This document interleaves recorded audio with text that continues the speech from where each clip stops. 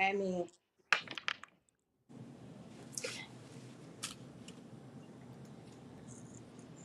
Okay, we are alive. I think so. uh-oh. let's see. I don't see we live yet. Oh, it does say we live, Oh but I yeah. don't see it. Okay. Assalamu alaikum wa rahmatullahi wa barakatuh, everybody. Wow. Uh, Wa alaikum salam wa Wa rahmatullah. alaikum salam wa rahmatullahi wa barakatuh. I don't see a share button on my thing. I see it on mine. You gonna put it in the True Akita group because it is not on mine for whatever reason. Yeah, I'll do it. And I think I forgot to put. I think I forgot to put live for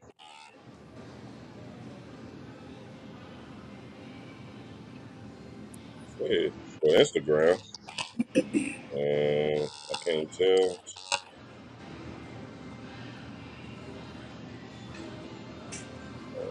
Give me 1 second, One everybody. moment, y'all.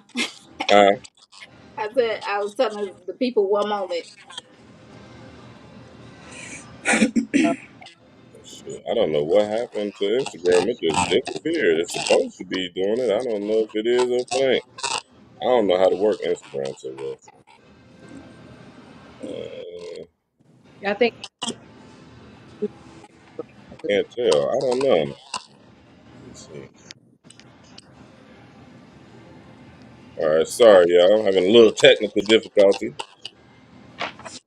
Assalamu alaikum, everybody. Hmm. What page is it on Instagram so I can see? Brother Kabir. It says that it's live, but I was. It didn't. It clicked off to it just went regular. I don't know what happened. hmm It was like set up to go live, and then when I went to go check it, it was like regular. I don't know what's wrong with it.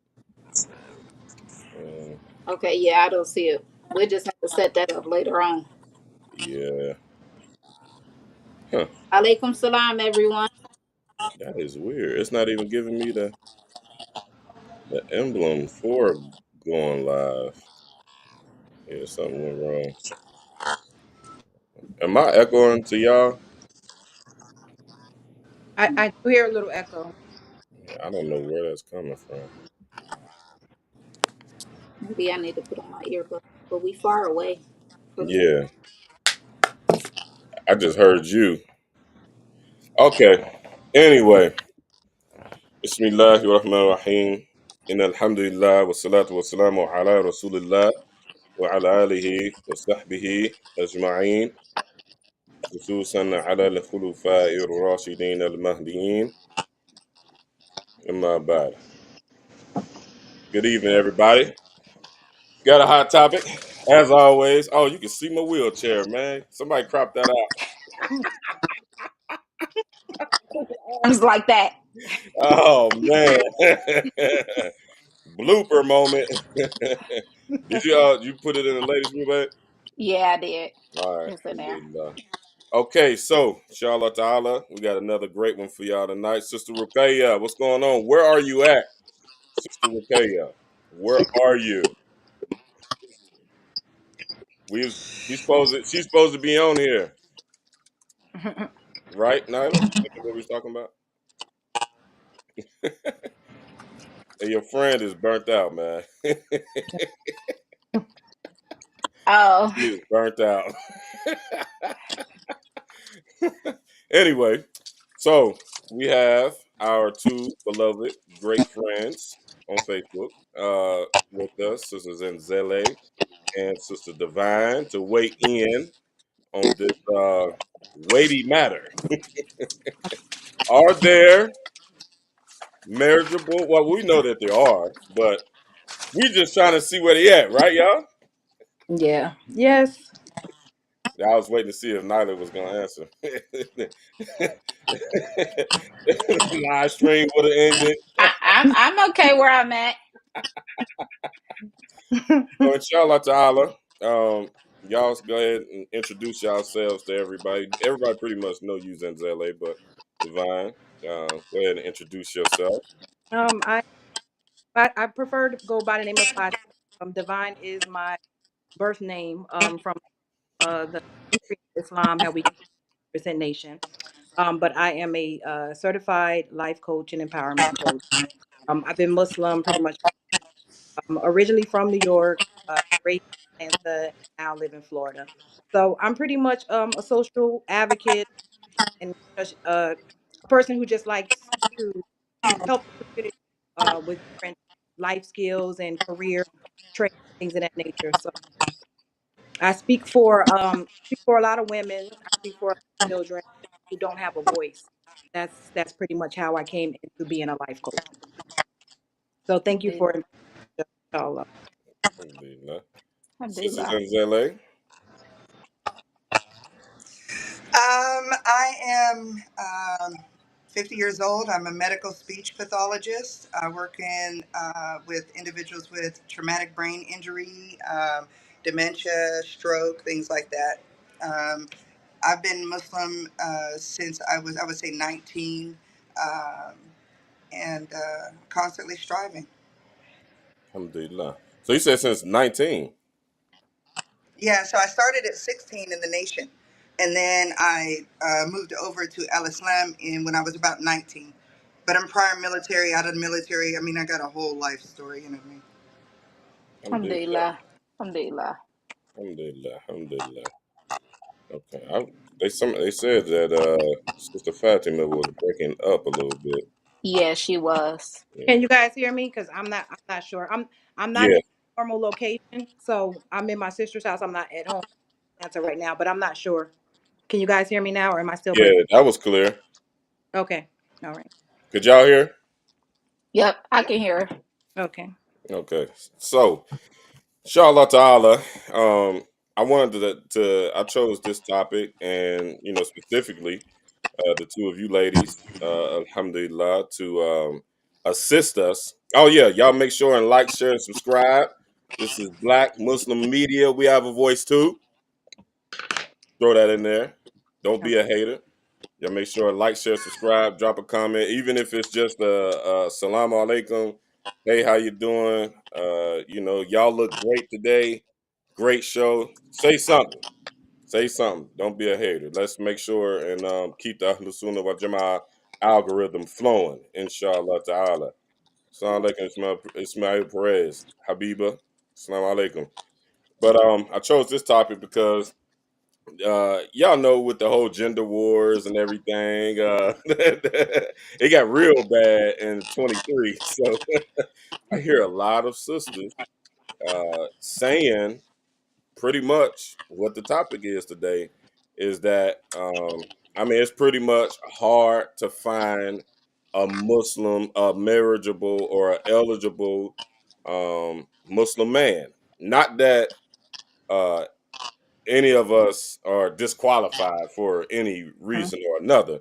But everybody pretty much has the general, preferences in order. Everybody pretty much wants the same thing. Women. Now, that's why I like to have ladies on the show because I don't want to always be like speaking for women. I get in trouble for that a lot. So, alhamdulillah, I trust the perspective of these three ladies. Uh, y'all know, Nyla, so we don't really have to. They don't know me. No, I'm just saying. But sometimes it's not fair because people be like, "Oh, that's his wife, so of course she gonna agree with him, or he gonna throw her down the steps or something." But Nope. I trust their perspective. Whether I agree or whether I don't agree, I definitely trust their minds. And alhamdulillah, we're gonna get an insight on why we have this endemic, I guess. I don't know what we can call it. Is it a pandemic? What we got going on? Yeah, Because as yeah. far as I know, it's pretty bad. I mean, I get a lot of inboxes, a lot of inquiries of people. Is like, hey, if you know a good brother, or how about the brother that you had on the show, or all things of that type of nature. And I'm like, y'all live in big. I'm from Cincinnati. Y'all live in bigger cities than I do, and we look to the bigger cities when it's Eid and Muslim populations and whatnot. So especially like Philly, Jersey, They got all the Muslims over there, and it's amazing that Sister Fatima, I think you said this to me one time that you gotta import a husband. So Listen, whichever one of y'all wanna throw the first blow, have at it. but I mean, Divine, I guess. Fatima, Oh, go ahead. Fatima, you go first, please. Can I you guys? feed all the people. It's better that way. Yeah, can you guys hear me? Yes, Yep. so far. Oh, I guess well, since you brought my name into it in terms of that, I guess it's only right that I respond. But one of the reasons why I was saying that is because we're pretty much was raised in Atlanta, and like I was telling you earlier, that it's a big Jamaat, and there's a lot of different Jamaats there. But in terms of when we talk about suitability, like when we're really talking about seeking a spot, we're really talking about more so suitability, compatibility. Like, are we finding them? Yes, there are Muslim men, there are Muslim men who are, that nature, but in terms of the Jamaat, uh, are they going to the masjid? Are they established in Isha? And like we talk, my Jamaat, Western community, one of the things you're going to hear the Adhan, but you're going to see the brothers doing sutra. If any She point you're talking here, real bad. Uh, yeah, it's some It's background. breaking up real bad. all right, Let me see. Let me see if I can mute everybody. I don't know where it's coming from. Let me see. okay, because I hear it too. But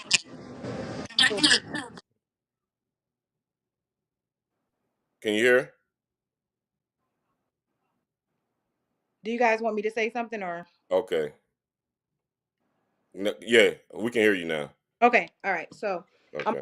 I'm I'm a just gonna mute everybody until everybody's turn to talk. oh okay. Okay, so yeah, so basically what I was just saying is that in terms of like foundation, I feel like people have strayed away from what we're supposed to be seeking in mates in general. And we know that there's when it comes to marriage, there's certain things that we marry for. And you marry for a woman, you can marry a woman or a husband for wealth. You can marry them for lineage, you can marry for beauty, but of course, the hadith goes, the best is for the deen. And I just don't think that a lot of people are marrying for the right reasons. And then there is a lack of, i would say I would say, available Muslims, because a lot of times when people are this the internet is one of the biggest problems that I think. I know I'm kind of going from here to there, but I think that now, because of social media, it's making it more easy for people to participate in situationships and things in that nature as well. So it takes two. So this is not, when I speak, this is not, I never speak in terms of blaming things on, oh, the men, because they can't participate without the women. But I think it's really hard to find suitable situations too, because people think that they have a lot of options. And just because you have this sister and this brother that's in your inbox or whatever the case may be, and I think this was a discussion before, doesn't mean that these people are suitable for you to help you get to Jenna, which is the ultimate goal for marriage.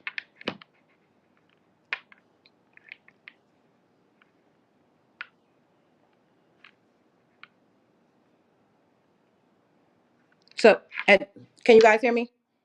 Yeah, I'm trying to unmute Zenzele. It Okay. won't allow me to for some reason. Oh, there it is. Okay. I think we both doing it. Am I Okay. good? Okay, there you go. Were you pushing it? Okay. Okay. I told you I didn't have my glasses on, so I No. didn't even know what it said. Were you pushing the mute button? Nope, haven't touched the phone. Okay, so that was on my end. Then I thought I was pushing it, and then you was pushing it. See, what we have here is a failure to communicate. Okay, Right. so why do you think that there are there is a shortage of quote unquote marriageable men? I believe that. Um, we have a lot of available males. Okay, there's a lot of available males, and over the course of time, I have met quite a few males, but I've only met a few men, and that is the problem for me. Is that people's idea of what a man is a little skewed. And so, right, it takes. Oh, one moment. So it takes some time to really get an idea of what you expect out of someone. You've got to really pay attention to what women want, and I don't think men take the time to do these things. They don't take the time for self growth. I find that they think the basics.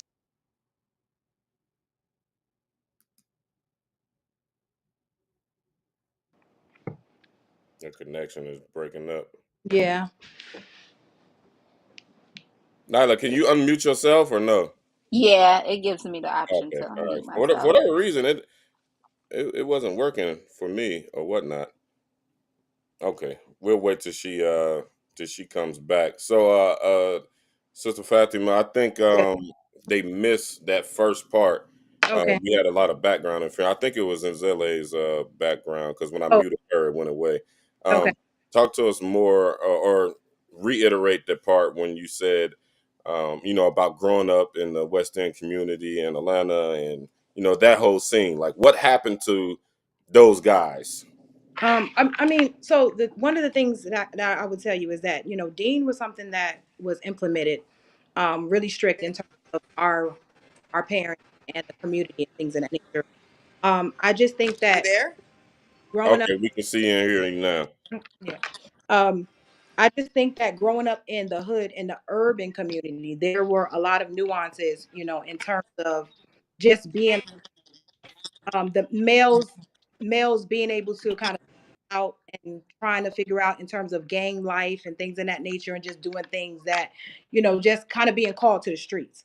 So what at an early age that that takes a lot of them away, and it took a lot of them away. A lot of our younger men that we grew up with, we were going to janazas back to back.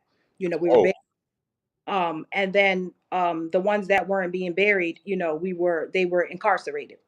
So going to jail, coming in and out. So we kind of knew early on in the community that our male folks, our men folks were in trouble, and that we were going to have to look out elsewhere in terms of finding suitable mates. So again, what I was saying before, suitability, because you can find Muslim brothers and things of that nature, and these were some of them, had the Quran. I mean, beautifully can recite Quran beautifully, but when it's called, they answered. Things in that nature, and there were mentors there. They were great, some mentors, but ultimately, they make the choices that they make. So I think that's one of the reasons why we have issues in terms of growing up, seeing these particular situations. And then another thing that I'll say as well is that the ones that were kind of like stepping over the Muslim women and marrying non-Muslim women. whoa. So Okay. Okay, hold on. Let me get Zenzele back on her part because that's where I wanted to go. okay, We're gonna pick back up on that one. okay. Zenzele, go ahead and unmute yourself. Let me see if I can do it. Okay, all right. Is that good? Yep. Yeah, So here, before we lost Am I connection, unmuted? can we hear it? Can you hear us? Yeah, Yeah, your connection is bad. connection. You probably. you off in the mountains. Can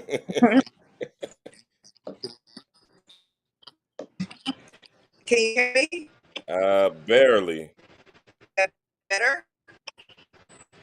Nope. But Uh, all climb right, to let the me roof. try something else. Hold on. Climb to the roof and hold your phone up in there.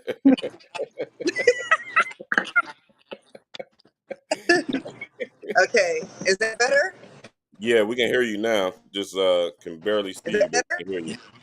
We can hear Okay. you. Oh, okay. So okay, so my issue is this. My issue is I get what she's saying about suitability, right? But I really want to focus on the fact that there are males and then there are men. And so I have met many males over the past so many months, but I've only met maybe 3 or 4 men. So it's really unfortunate when you meet these men and you're not very suitable with them. What I find is a lot of them want to fight you into marriage, believe it or not, right? So it's like you want to sit there and talk to me about polygyny, or you want to talk to me about why I need to change, or why I need to do this, or why I need to, sis, you need to just expand your mind. No, I think we just need to be compatible. And if we're not compatible, that's okay. You know, you've got to be able to have a career. Have held that career for at least 5 to 10 years. You can't switch jobs and think I'm going to hold you down. You know what I mean? There's so many things going on out there. It's like, come on. So, so how hard has it been to find a brother that has had the same career for 5 years or more? How often do you run into that? I've only the 3 men that I ran into did have those things, and the rest of the males they didn't. And then their conversation, for me, I'm a professional, so their conversation was too street. It's like we can all go to the streets. We've all been from the streets. I get you, but that's not where your conversation should be all the time. That Do when I do have a you find conversation yourself with you running as a into that a woman, lot? I shouldn't hear all your a lot, a lot. It's like you can't have a sentence without something slang street whatever in it. It's like is that just who you are? Come on, man. Right, You know, right. I'm a woman. I'm not one of those street girls. I'm not. Talk to me like you would talk to a mature woman. Anywhere. But I feel like I'm being talked to like I'm their best home girl of the street. I think guys get that mixed up a It's like, lot. what's up, We think girl? like that. Yeah, yeah. Just because I'm cool like that doesn't mean I want to be spoken to like that as a potential wife. You know, Do y'all I agree wouldn't talk to to my that? husband like that. Do I wouldn't talk what to was my the husband like that. What you say, Huh? Fatima? you asked us what was the question that you asked? I said, do y'all agree with what she just said? I mean honestly, this is the thing. I've been off the market for a while. Recently, I've been widowed for like a year, right? So I haven't had those issues, but I'm more so speaking for the sisters that I know, like close minds and family members who've been trying to get married for a long time. Um, what the main issue, because like I said, I'm in counseling with these sisters. I sit down and do coaching and things of that nature. We sit down and have conversations, long conversations. The biggest thing that I would say, one of the things that's going on right now is the epidemic of men that are really not wanting to take responsibility for marriage. So what I'm saying is that uh they're wanting to engage, they're wanting to have conversations, they're wanting to have friends, they want to let me see something, those kind of things. Muslim men, Muslim, whatever the case may be. And so when it gets to a point where, okay, well, Ralis are not being brought up, and if they're being brought up, and what's going on now is heavily sisters are being ghosted when they start talking about being married. You get what I'm saying? Straight up. Like we'll have a This is the talk. This is conversation. what's going on. Oh, this is big. This is big talk right now, because what's happening is that there's so many conversations, but then when it gets to, okay, well, let's talk to my wali or my wakil, and when we start talking about, okay, when we're actively trying to get married, then it's these, okay, there's all these reservations that come up. So what as a man were you really trying to do when you come and approach a Muslim sister and marriage doesn't come up in maybe the second or third conversation? um Secondly, don't approach if you're not ready. Don't approach if you're not ready, because there's brothers that are approaching sisters. One instance I can talk about, because it's from a close friend of mine. Oh, sister, I've been looking at you for a while, mashallah. Are you married? And then when she gives him the time of day, now there's there's no conversation, or you're not sure, it's like you don't know what's going on. So I think people are looking for friendships, they're looking for situationships. Where is the responsibility when it comes to, are you willing to take this woman in your house and provide and maintain for her? Is that the situation? I think I'm seeing that. I'm not really seeing more so of the conversation of them slang and them being hood and all that kind of stuff like that, because I guess it's just that's not really the environment of the ones that I've seen. I've seen people who have careers and things of that nature, but maybe they're not going to Juma on a regular basis, which is important, Mhm. or maybe the brothers are not attending, the salat in the masjid, and they can, attend, or maybe they're not like, oh, I'm missing my salat or my prayers. It's some deficiencies in the deen and leadership, which these qualities should be there if you're saying you want to be somebody's husband. Hmm. So it sounds like y'all kind of saying the same thing. Um, like you said earlier, that growing up in a Muslim community, the guys are kind of gravitated away from the community, and I can see. I mean, y'all close enough in age to where Zenzele, you were a young woman and you were Muslim, so that's kind of the same thing. Like right when you start getting interested in marriage, these are the people, the guys, according to narrative so far. These are the guys that are available. So it look like they didn't gravitated away from the community, picked up some mannerisms that are not appropriate for courtship. Correct, Zenzele? Correct. It's the And quality. you've been seeing this throughout as well. It's the quality. It's the quality of the man. And it's also the arrogance. I find so much arrogance Like about. religious arrogance, or like I think my hair is nice and curly, and It's that type of both. Do you know I've been treated so rudely, so rudely, by two, at least three brothers. I mean, rude, mean, simply because I didn't choose them. That's oh it. well, yeah, Simply yeah. because I didn't choose them, and they all, oh, you get. I'm like, wow, Hmm. and it's like that just goes to show me you weren't somebody I should have never been with anyway. If you could be quick to turn that easy on somebody. Yeah. So it was like signs, and then you got away from them, and then they went off. Right, exactly. And But that's it, what I find but too. was this like throughout your This is experience as throughout. a Muslim? This is throughout. This is nothing new, Okay, so what I'm but hearing is quality. it's The, the, quality. the quality Because of the there's a lot brother. of available men. I'm Yes. gonna say that. There's a lot of available men. Mhm. You just don't want none of them. Wow. Point blank, period. You just don't we want we none of did we just struck a nerve, y'all. Can I say something about what Sister Fatima said about the whole playing face? I think also too, brothers, they don't know. When it comes to sisters, they don't know how to tell the difference. So the real sisters, I think we have to set ourselves apart, because although I know you said they get in your inbox and they playing all these games, but we have to hold the sisters accountable too, because you have a lot of sisters out here that will indulge in that type of play activity with these brothers, and this is what these brothers are used to. So, and then when they inbox the real sister, such as yourself and many sisters that we know, they don't know how to tell the difference between that, so they come off in the wrong way. Mhm.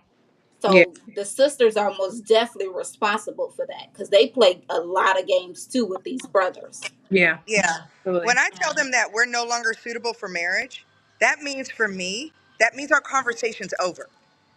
That means we don't talk anymore because we have no reason to continue communicating if I already know we're not going.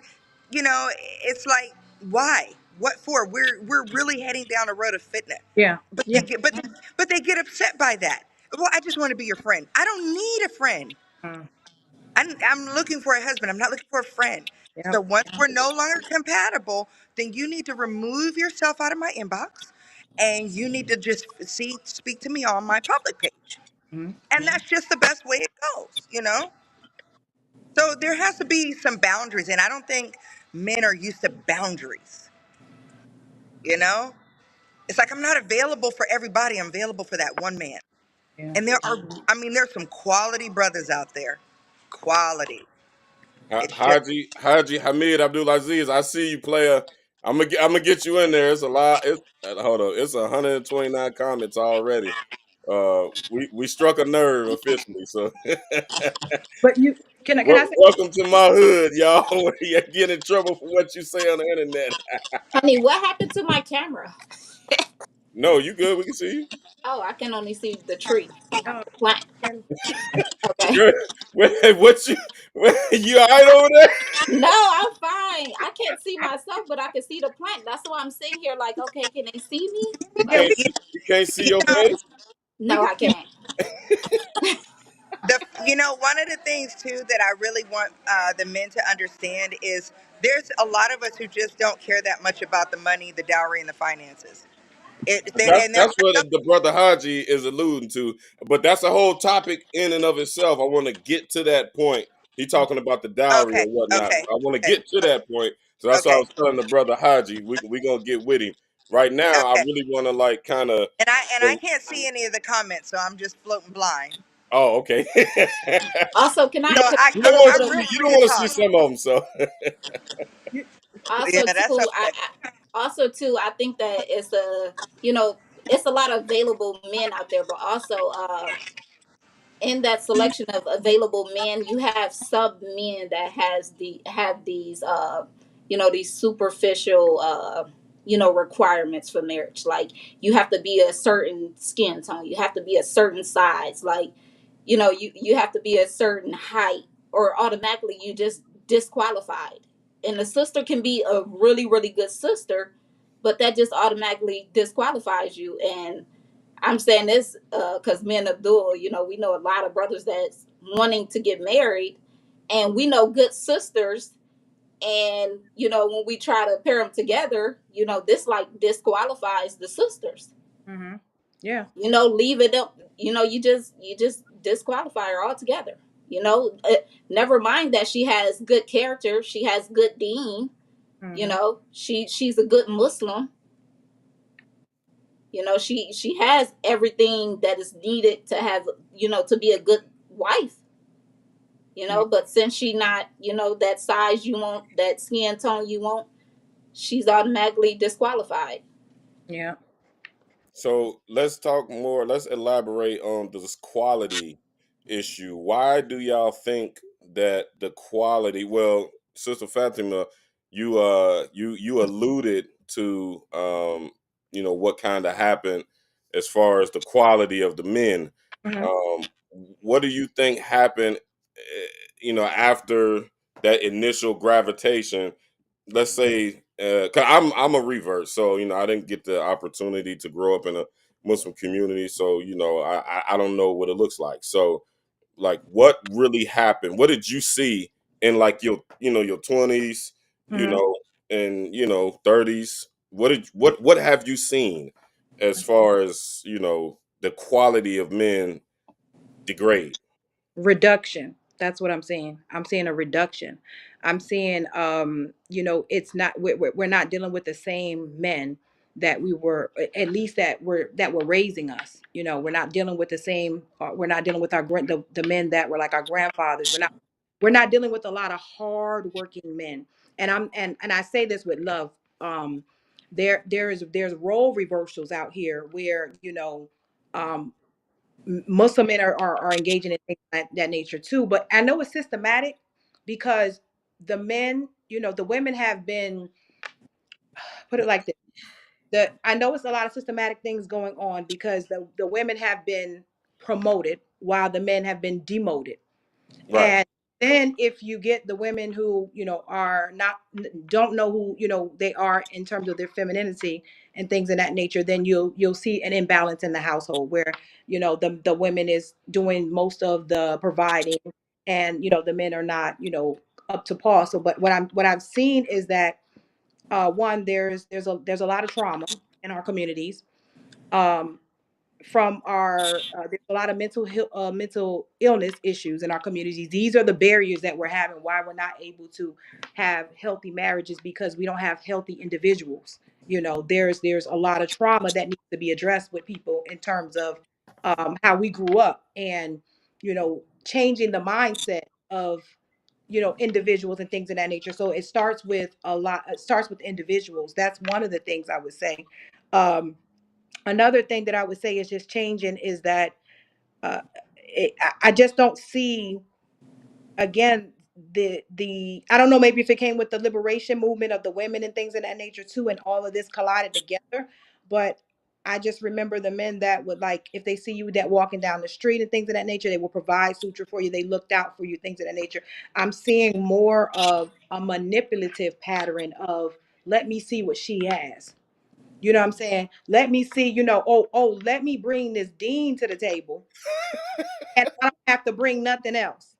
Or let me bring this dean to the table and this other thing, that we know, to the table, and I don't have to bring nothing else. You get what I'm saying? Mm, Whereas there's more than, it's more than it to that. We definitely understand dean, but so there's a lot of manipulation going on, where I think, some men are riding women's coattails, and I don't think this is I think this is a difference in the quality of men that we're speaking about right now, where the women have become more educated, and some of the men are not reaching those plateaus and things of that nature. So, if I can say that, so to speak. mm.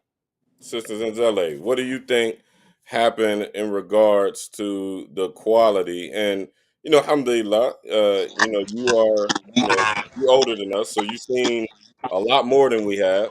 What have you witnessed in the, as Sister Fatima said, the reduction and the quality of So men? there are, I feel like the men that were like my father, even like my brother-in-law, and even some of the men that I've met even recently, there are quality men out there, and but yet these men are able to maintain a job. They're able to understand that a household is a kingdom, understand that they have to maintain that kingdom. They also understand that that woman is the centerpiece. As long as you two are strong, the entire union is strong. It's like they're missing that, and they're so focused on the superficial. It's like, oh, the first thing you want to go to, like I said, is okay. I got this and I got that. Well, it's not always about what you have. For not everybody needs, needs money or needs your car or needs you to be wearing the latest clothes or needs you to. That's not important. It's not. It's Dean is important. It's your loyalty, your honesty, your commitment, your. That's what's important. You know, that's Interesting. what's. So, It's at the end of the day, y'all. At the end of the day, that car is not going to be there to take care of you. At the end of the day, that house won't be there to take care of you. When you're growing older, inshallah, you grow older together. You all you have is each other. That's all you have. It's just you and that man or you and that woman. So you got to take care of one another. Support one another in every facet of life. Everything, all the way around, financially, mentally, everything. And those quality of men right there, that's what I'm talking about. They say they're that, but then they're still all in your inbox trying to talk to you, knowing they got this over here going on, but they still say they're that. mm. so, so consider this. Y'all know our men have been oppressed by the system. Yeah. how do y'all think that we should have responded to that oppression? Because whether a brother went to prison or he didn't, all of us were affected by the systemic oppression. So I'm interested in hearing what do y'all think? Because that's I think honestly that's really what threw us off a little bit, and I don't think we fought hard enough to get back in the game or win the game. But that's Um, been going on forever. That's been going on for 50s, from the 50s and the 60s and the 70s and the 80s and the 90s and the 2000s. It's all the same record over and over and over, and then CD, and then I mean, come on. It doesn't matter what era you're in. It's the same vibe over and over and over. What's happening is we are not a community. We're not a village. We're not one. Sisters don't support sisters. They say they do. They don't support sisters. It's like the minute you step out of line, I'm done with you. You don't follow this. You don't follow. I'm done with you. You know. So we don't really have a community. How you gonna have a community every time you turn around, somebody's trying to kick you out? oh You yeah, know. yeah, How you gonna have a community of brothers who's supposed to help brothers when they get out and from being incarcerated if they're too busy trying to worry about their own? Say, yeah, man, go talk to their mom. Go see what you can get over at the masjid. All right, then it's been cool. yeah. That's You that's pretty much how it goes. You have to, right. You have to take time out of your day. You have to take somebody under your wing. You have to make them a part of your family. You gotta be there for them. You can't just say, "Hey, brother, hey, I'm glad you out, and you know what? If you need anything, call me up." He's not gonna call you. The man has pride. You got to come to him and say, "What do you need, brother? I'm still here. I just want to tap in with you. What do you need? You need a little this? I mean, I can't pay for all your bills and stuff, but like, I can see about maybe getting you some information on how to get a job or how to get education or whatever it is that you need. And keep tapping back in with them. Don't leave him. Don't leave him in a cold. There are so many brothers that get out from being incarcerated and they're alone. And when I mean alone, I mean like they got a community around them. They go to Juma every Friday and they say, hello, hey, how you doing? And they're alone. Mhm. I agree. It happened to They're me, so I alone. agree. They're Mhm. alone. Their heart is alone. They Yeah. cry at night. They're hurting. They're suffering. So you And so we you're just say, hey, saying that the ones that were able did not take up leadership like they should have, no, they just said, hey, if you need anything, hit me up. That's which not helping. which most of the time, that means sayonara, sucker. Some, We gotta sometimes, we but gotta jump. even the ones that have good heart, you Yeah, have to go beyond that. yeah, that's true. Again, you got a lot of brothers that got pride. And pride might be a great thing, and it might be their downfall, but they got it. They got it strong too. you know? Yeah, And they want a man to come at them and say, hey, brother, I got this, I got this. And they'll take you up on it in a minute. Hey, whatever you got, I'm cool, I'm doing it, whatever. But if you leave them to their own devices, yeah, they're gonna fall to the wayside. right. Mhm. Sister Fatima, what And do you then they think? get married to sisters and then everything falls apart. Mhm. What do you, Yeah. what do you think, Sister Fatima? No, I agree. What I was saying, not just in the era that I grew up in, we had something called the Islamic Community Network. And that's why I remember like my mother and a lot of other sisters and brothers and things of that nature. And we were a resource center. I remember seeing new shahadas come to the masjid, and one of the places that they would always be able to stay was in my house, especially the women and things of that nature with my mother. There were the brothers that checked in. The community, the masjid was a place where if brothers came out of jail, they had a place to stay, things of that nature. Like we were a close knit community. Those things have changed. If we knew that there was a domestic violence situation, the imam would interfere. The sisters would come and be able to do what they need to do to help the sister take care of her children, things of that nature. So those things were implemented in the community. So we had resources, and a lot of that has been lacking. Like I said, this is not an issue just in terms of not being able to have suitable mates. This is just an individual with a problem with individuals in the community itself. One of the things I can tell you, because this happened to me, is if you grew up in the Jamaat and you move away from the Jamaat, you kind of lose your community. Like one of the things that I raised my children in the community when they were younger, but then I left because I had an opportunity for a job in Florida, working for Disney, and uh, it was a better opportunity financially, but Islamically, we lost Islam, but we gained financially, and it doesn't measure up. It didn't measure up in terms of certain things. That was just the decision that I had to make at the time because it was a personal decision. Things were not working as such as they should be, but we have lost community, like she said. There's so many things that I've put out in the groups. I have this social media marketplace, and the main reason for that on Facebook is so that people can come in there and barter. They can come in there and trade. They can come in there. We can connect Muslims from different cities, different countries. If you have a trade, if there's something that you need help with, sometimes it's not always about a money exchange. You may be able to provide a skill or a service. I may have something that you need as well, and we can barter and trade. Those are the ways that we grew up on. We don't have those type of things now, so we are losing connection with the community. We're losing connection with the Jamaat. Therefore, we are losing connection with our teenagers, our young adults, and this is why we're losing connection with marriages and people in general, because people are not connecting themselves to the community. They're not connecting themselves to Muslims. We're not staying connected. So we're allowing a lot of the Jahiliyyah ways to come into the ranks because we're not staying connected with each other. So I agree.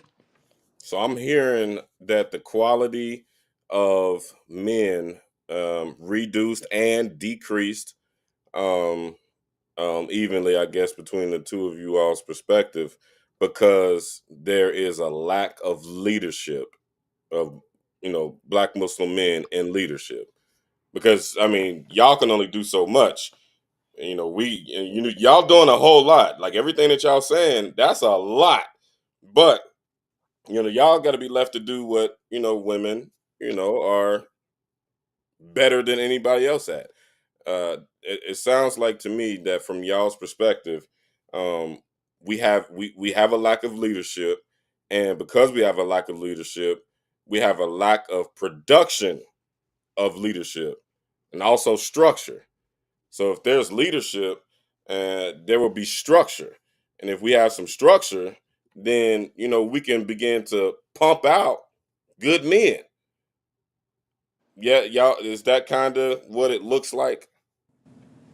I would. So in terms of the community, I think the community is still standing with their toes down. In terms of the leadership, I think that there's a gap in the space in the community in terms of the people my age group, in terms of like early like 30s and 40s, not rising to the occasion. The elders are dying off. Yeah, right. The elders are dying off. So I won't necessarily say that. I won't blame it on the leadership because some of those leaders are still there and they're still trying to implement these. But there was a generational gap there where our generation did not rise to the occasion. So then we're missing because the elders are, like I said, they're dying off, and they're not able to just implement certain things. So I think that I'm not exactly sure, or I can't say that I'm going to blame it on the leadership and things of that nature. I just think that people in the community are just not as connected as they used. Like they moved away from the community. And one, I will say, this is the one of the things that I would say too, is that um, a lot of times back then, you were able to talk to the children and basically admonish them if you saw them doing certain things. We were connected where if I saw your daughter something doing whatever the case, maybe I'd be able to speak to them and say, okay, I'm gonna talk to your Umi. I'm gonna see your the brothers be like, I'm gonna see your daughter, your son at Fajr, whatever the case may be. It became a thing where it was just like there were no hiding. There was no people weren't hiding their fault. You get what I'm saying? The youth were rebelling. They weren't hiding their faults and things of that nature. And then some of the parents were like kind of slacking on, basically admonishing them. So there was a lot of like gaps in the community or whatever that kind of caused people to kind of move away. And that's what I think, because I grew up in Jamaat. So I'm really speaking, if you hear my language, I'm really speaking about someone who grew up in Jamaat and saw the value of it being in Jamaat versus people who are not in Jamaat. So there's a difference in the threading there. So if I would say that, I can't say leadership amongst maybe the community itself, but maybe just leadership in terms of the individual men that may be out here. They may not be groomed. Put it like that. That's they're not there. They haven't been groomed for leadership the way that some of them were when I would say we were growing up. Hmm. That's heavy. Mhm. So to kind of uh shift the conversation, what do you think, leaving that aspect of the conversation, what do you think has to happen right now about that particular problem? Um, Well, one of the things that I think is that we have to come together and do workshops. We have to do things like you guys are doing now, alhamdulillah, for this platform. Bringing it, sometimes you got to go to the people to where they are. Right now, most people are on social media. We're on Facebook. We're on Instagram. So this is a good using your platform for good. That's what I do with my platform when I'm on there. We're speaking about topics that can help rebuild the community. So I think that there should be more workshops. There needs to be more classes in terms of certain things, because what we growing up in the 5% of when we first started, we had Muslim girl training. There were certain things that you knew how to do as a young girl. So by age 16, 15, yeah, we were groomed to be wives. You get what I'm saying? Where the men taught, or the boys taught to be men and taught to be husbands. You get what I'm saying? So there's a different structure here. So I think that having these classes, bridging these generational gaps, these are something that's very really important. I went to Juma in Atlanta Masjid, and the imam was speaking about a project that he's getting ready to do. So I'll speak about it, just to let other people know as well, called the Abraham Project. And what he was saying was that they were going to be creating generational gaps. So they're going to have a meeting at 10 a.m. Tomorrow, where they'll be talking about the elders, basically, in some type of union, speaking to the younger people, and the younger people, and pretty much the elders downloading information and knowledge into the younger people, and the younger people uploading information, experiences to the elders. This right here is major. This is major. And I think that, and one of the things that he said, there's not, when you go into a community, there's no community that's going to be sustainable with just one particular age group. So when you go in a community, you see this community, you see all elders, and then you go in here, you see all young people. The only one that's really going to be sustainable and be beneficial to the ummah is the one that have different age groups in there, because this is what community looks like. We got elders in there, we got teenagers in there, we have 20-year-olds in there. So this is important to bridge the gap in the community, and make everyone feel welcome and have something to do, and so that we can come together, and this can be a cohesive relationship that we can kind of build within ourselves and upon the Muslims. Hmm. I agree. What do you think, Sister Nyla? I most definitely agree with her. Like she's saying, she basically saying mentoring. Me and you were talking about this before. We were talking about this when we were talking about the women, and Mhm. mentoring is so important, because we do have some men and women that grew up, Muslim, and they were groomed to be wives and to be husbands. And then you have the majority of us that were not brung up Muslim, and we don't know our left from our right, like you say. We don't know how to be wives and husbands, so we need those that do, to mentor us. And also, when it comes to mentoring, for the ones that's mentoring us, we need, I think they will be more successful at, at basically bringing us in, if they create bonds with us first, because we are so messed up. African Americans are so messed up that if you go and try to tell a brother, right from wrong, or if, Sister Fatima go try to tell a sister from right or wrong, you'll be snapped on. The sister or the brother are snapped on you, and they mistake that correction for judgment. They'll think you judging them. So I think it'll most definitely, it can be done successfully if you create bonds with those in need first. So the brother been itching to You talk about that still. get up here. Brother Haji, I need y'all to. I feel like really, really, Sister Fatima, I want to get your take on this Uh-huh. because me and Nyla done beat this all the way down. So, Inshallah, what do you think about Brother Haji's comment? And he going good. He going good down there. So, He said, let's talk about the ridiculous dowry request.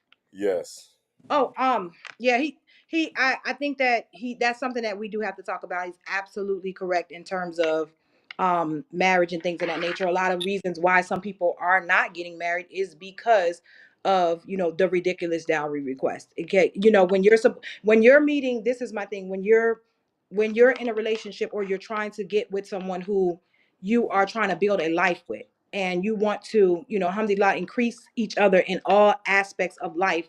The goal should be, to please Allah and to get to Jannah. That should be what the goal of marriage is, to help each other get to Jannah. Why are you requesting $10,000? Why are you asking for, 7K? Why are you, 5K? And I mean, a lot of people may be like, oh, well, I'm worth it, and this is that. I get it. I get it. I understand that. But I mean, can you really put a value on what you're worth? You get what? thank you, Can you really put a value on what you're worth? thank you. So my thing is that, what is your intention? Let's go back to your intention in terms of why you're asking for what you're asking for. And also remember, and this is not something that people don't want to think, okay, marriage, divorce, but we also got to run, everything has a prerequisite. You get what I'm saying? Do you understand, the application? Do you understand, the rights of yourself as a wife? Do you understand the rights of the man? You got to learn these things before you get married. And then if something happens, are you going to be able to, and give that mahri back? Because you got to be able to understand that if you do ask for a kula, are you able to give that 10K back? So You they get cussed me out when I said it. so, But like you said, this goes all into the rights and knowing about marriage and so yeah, on and so forth. And I think that plays into what you said earlier, how social media has us all unbalanced. yeah, So, in a community setting, we can't really get away with all of the stuff that we get away with on social media. yeah, You got to be accountable. You got to see this person next time, Lane. You got to see them on the next event. You got to see them at Jumu'ah. You got to see their family invited your family to the cousin's wedding. I, yeah, I think that's a huge, huge, huge, huge thing. yeah. And that the absence of that communing, if that's a word, communing. I don't know if that's a word or not, but Oh, I get it. to, the community facet of this all. Uh, that's just like right now we all kicking it. It just popped up in common knowledge. It just popped straight up. It wasn't a class and the shake with the board and right now we doing what community is, and that stuff will fall off of us that who know it and onto those who don't know it. So I think we could we can not conclude, but we can solidify that you know all the single people and all the people that's involved in stuff. I think that we can say that they need to go and be a part of the community at large, and Yeah. some of these things will start to kind of gel themselves together. Yeah, yeah, actually, yeah, I agree. I agree, and also you have to be, you should be known, because again, there's no Jamaat without community. Islam is a communal way of life. You have to be able to uh depend on the people around in the community, just even for advice of that nature. They said, if you don't know, ask those who know. So that's about counsel and things in that nature. So I think that is. And on the other hand, too, another thing is on the other side of the mahri request and things in that nature too, with the brothers as well. It shouldn't be about, oh, I'm only going to splash and give money if you're a virgin. You're only worth this amount because sister, you got two kids and things in that nature or whatever. It's like, what are we doing here? Are we talking about, are you really talking about loving this person for the sake of Allah? Because if you are, you guys should come to a medium. You shouldn't be fighting and arguing about that, because of course you're never going to get married. We're not going to have healthy marriages if we can't even agree upon a mahri, something that small. And that's what's going on. People. Well, That's what's going on right now. That's this is a part of one of the wars that we're having in terms of it's the mahari request and the dowry that is, either being rejected or, it's all about, oh, I know I'm worth this. I got, a bachelor's, I got a master's, or this, that, and everything like that. What does that have to do with anything? You know what? I find a Well, lot of sisters that don't have all that accent for that type of money. Yeah. But yeah. even so, but you know what the thing is, what are the questions that Allah is going to ask us? That though I'm and this don't get me wrong, it has nothing to do with I stand on education. We are supposed to seek knowledge from the cradle to the grave, but Allah is not going to ask you anything about your PhD or anything like that. When these questions are being questioned about your deen, you're going to be asked about your salah first and other things. So we have to kind of get back to the basis of things and not get so superficial into the matter of this thing called marriage. Is this a come up for you, or do you really want someone in your life that's going to protect, provide, maintain, and be there for you, through the hardships and the good times as well? Well, I had made a status. You remember, Abdul? I had made a status a while ago about this whole dowry situation, and I was just taken back how many sisters were actually on there agreeing that basically they request this large amount of money as a protection. Like they go into the marriage with the mindset of, you know, uh, what if he hurt me? This is, this money will protect me. You remember the one sister?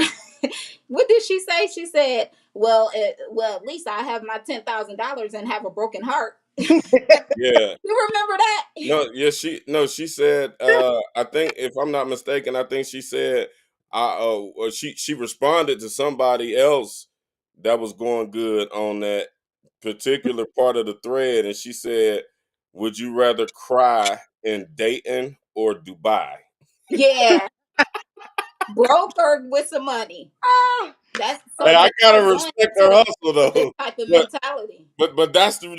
that's the reason why she's still out here hustling though, because she maybe She said, "Forget about crying, long as I got some money." you see, and that's when I think like the priorities are not where they should be, and I think that the un-Islamic ways that we kind of I ain't gonna say embrace, but we're affected by it because we're around it so much.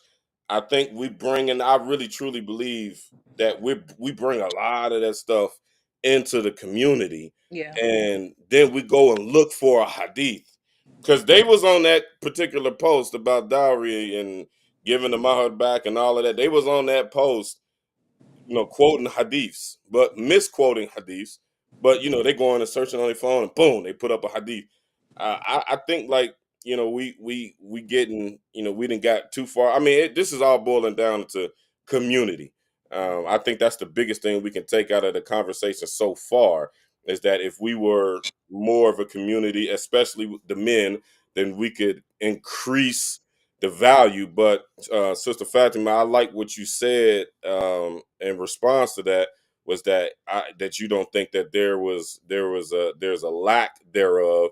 You just think that it was reduced. It wasn't there's still a lot of yeah, really men out there. It's just the quality of the in totality of those good men has been brought down a lot, which we can talk about that for a long time. That's a whole that's literally a whole thing hmm in and of itself. And I know the guys. I wanna let y'all know. Disclaimer: I ain't simping. Okay, I'm the number one player in America. I ain't simping because I know the brothers is mad at me a little bit. Listen. I'm giving the sisters a voice. I'm letting them speak from their perspective. We already know what the men think about all of it for the most part. We ain't put it into, so much in a program as of yet, but from the reality of our society, of the community right now, we know how men think about all of this. And I truly believe that, the voices of the women, because y'all get hit hardest by the divorce and not being married, that affects y'all more than anybody.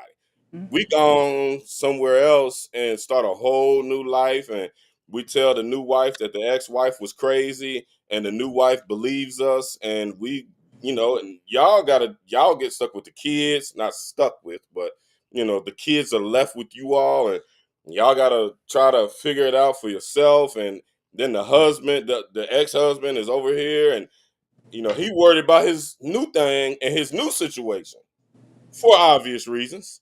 You know, for obvious reasons, he worried about that, and then y'all kind of get pushed. Y'all get marginalized, Yeah. and when their brothers are trying to get married, or maybe they themselves just got out of a relationship. Y'all are the ones that are available, and we haven't dealt with this condition, so we got a lot of problems in the community because of this. Yeah, I agree. Yeah. And one thing that I want to say, to like, this is the thing. And anybody who kind of follows me on my platform, who's been knowing me for years, knows that when I speak of good intention. It's never when you're never going to see any male bashing on my platform. You're never going to see disrespect. If you see something on there, I'm going to moderate it and clean it up really quick. So this is not about gender wars or anything like this from the perspective that I'm coming from. I'm just coming from a perspective of how can we build our families and rebuild our communities. It's always we're never going to talk about a problem without talking about a solution. That's how I am in terms of the platform itself. So I know that, like, again, this one of the things that I've noticed too. There are a lot of brothers that are healing.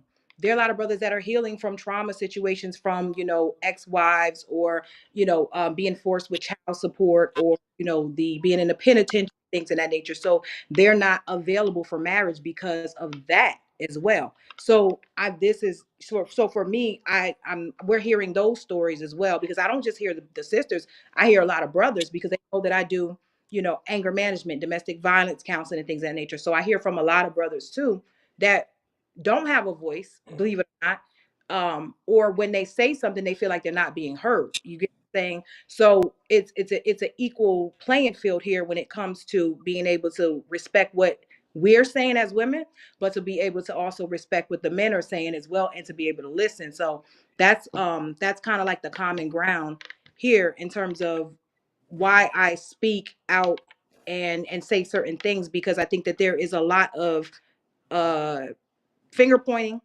and you're not doing this, you're not doing that, but there's less solutions. And if we're here, if we're Muslims, we're here to be able to be in social reform, and things of that nature as well. So we need to be able to come with the solutions that's gonna help the problems that we're facing right now, because we need one thing I could say is that if they don't take away anything else, we need our black men. We need our black men in our homes. We need our black father in our home. We need family. We need this bond. We need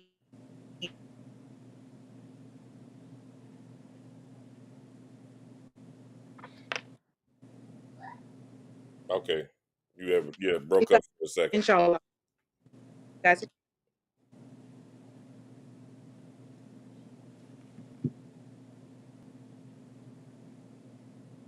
Can you hear it? I can hear you now, but can you Okay. hear me? Yeah, we can hear Yeah. you now. Okay. You were saying we need those bonds and those Yeah. relationships. So yeah, if I broke up, I was saying, if nothing else is taken away from the conversation tonight, the one thing that I want the brothers to hear, particularly our black men, is that we need you. A lot of times the women will say, "Oh, I don't need you." I don't know. We need you. There is no home, and there is no community in the Jamaat without leadership, without men in our homes. So we need that positive reinforcement.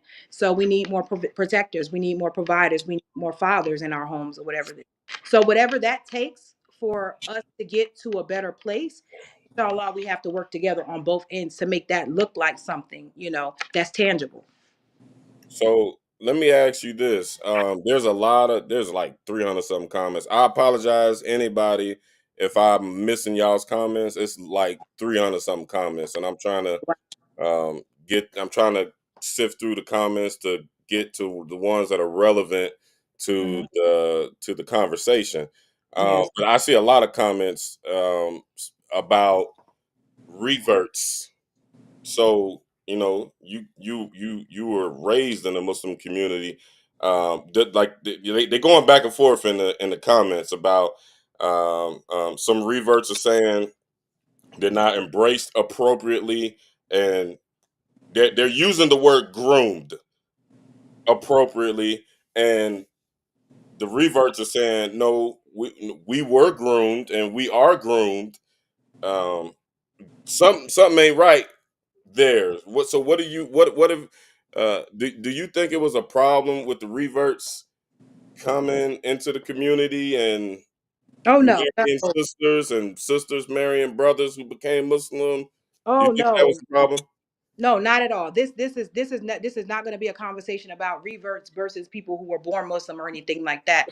It's never going to be that, because it's because that's not what we're talking about in terms of it, because even people who were quote unquote born Muslims or whatever the case may be, there was a lot of going outside of those boundaries and those lines, and they had to come back to final law, because it's something that your parents ultimately gave to you. There wasn't a decision. So I don't think this is not going to be a conversation where it's blamed on the reverts because they weren't groomed or anything like that. Even if you came in 20s, 30s, or whatever the case may be, you came in because of the character of the Prophet Muhammad sallallahu alaihi wasallam. When we came into, everybody knows about, Islam is nothing but good manners and good adab.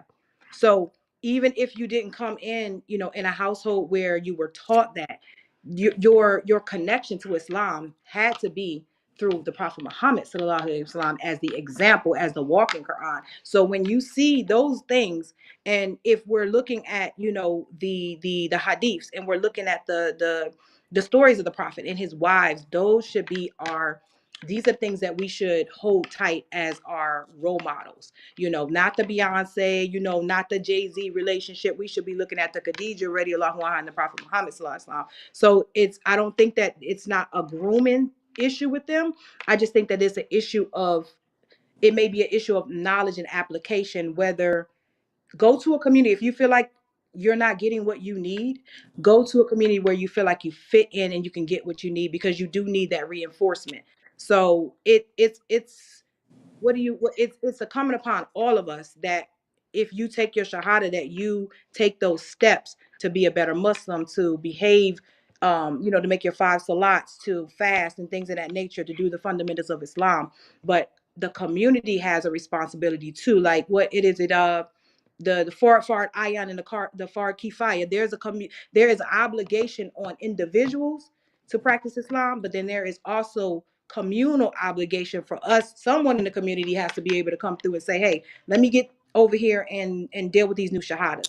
Let me see if I can, speak to them in terms of adab classes or salat and things of that nature. We may fail, and we may fail them.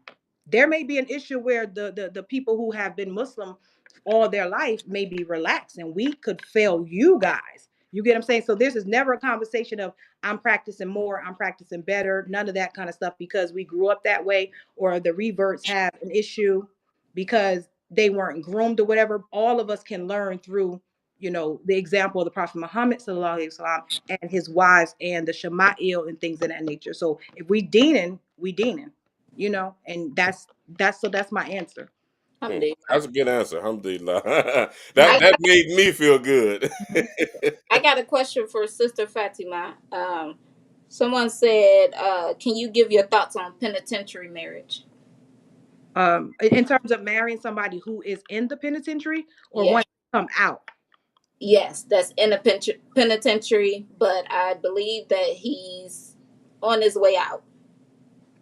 You know what's so funny? I was gonna do a On real its way out. listen, I was gonna do a real talk after dark about this. And I my in my humble opinion, I just don't think that that's a good situation for a sister to engage with a brother who is behind bars. Once he gets out, then that'll be a different situation. Allow him to be able to stabilize his situation first, see how he lives, see how he connects with the community, see his stability. There is the jailhouse mindset. Sometimes people can get inculcated with that, and it doesn't mean everybody, because you see Malcolm X, what he did when he came out. But there is a struggle that happens within, and I'm speaking from someone who was with a person who was in jail. There's a struggle that happens with a lot of times with those relationships because the woman has to go through a lot of reassuring, after a lot.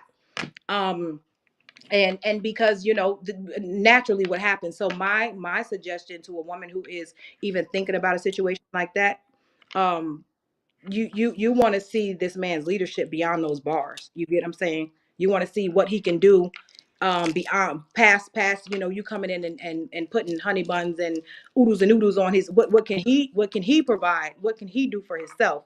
That's what you want to see. You want to see, how he going to practice when he gets out, because a lot of people, go in there and they do what they have to do to survive, but when they get out, will they still practice?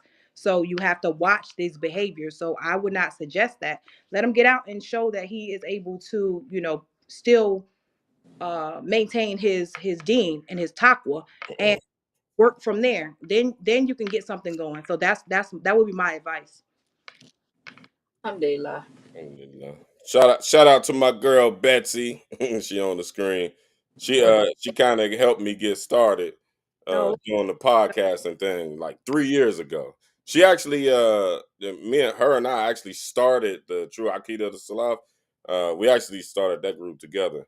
But Oh, she on to bigger and better things now. So alhamdulillah. I think she like working with BBC News or something like that. So okay. yeah. Alhamdulillah. She conscious too. She woke. She woke. Let's add a shout out to my girl. Um, What did she uh, say? Shortage of marriageable men in the in the community. world. In the world. Hey, you don't want to get her started. Believe me. You see the look on my face, right? We're Yeah, gonna yeah, be here you don't all want night. to get her started. So, um, I think this is a good comment. This is my great friend, my good friend Shahid Barker. Actually, the husband of the special guest that the sisters had on their podcast Okay. yesterday. We're gonna have to get him on here for part two of what they did yesterday. They did, it was a very good program. They talked about finances from a marital slash Islamic slash minority perspective, and that woman's perspective is critical. It is critical, and I think they hit that one on the head. That thing was it went up last night. I think it was over 1,000 something views while I was watching it. Check it Yeah, out. I mean that's a hot topic. That's a Mhm. real hot topic because money. We get into the romantic things, but we don't talk about the we Yeah, don't the talk about life. the monies. The, But he definitely he just seconded what y'all said that I more basically more accountability. Brothers need to be teaching brothers. It needs to be more community. Needs to be more chest to chest, shoulder to shoulder, foot to foot. As opposed to inboxing. yeah. I'm wondering what's stopping, because I remember you said something like this, Sister Fatima. Like, what is stopping the men from actually joining the community? I wonder what is that about. You know what? If I mean, I can't really speak for them, but what I would say is sometimes people don't want accountability, like he said, in terms of that. They don't want accountability. Like, um, there were times where the younger people, we like to be around the elders. We look for their wisdom. Sat Mm. wanted them to show us, okay, well, if you've been married for 25 years, tell me what that looks like. Give us some advice. Um, the some of the generational things that are going on now, people don't want to be told, or they don't their coats pulled, and they don't want to. If they're doing something wrong, it's like, okay, well, who are you? I'm a grown person. Not Right. understanding that there's a heresy here. Like there is a chain of command here. So I think some people maybe just shying away from the community because they really don't want the leadership. That's another thing as well. They think that they can do Islam on their own. Oh, I don't Right. have to Islam. You know how the people in the church say, "Oh, I don't have to. Church is just a building or whatever." So some people don't understand the connection when you connect yourself to a community. How beneficial you can be to the community, but also how beneficial that community can be to you. Mm, Yeah.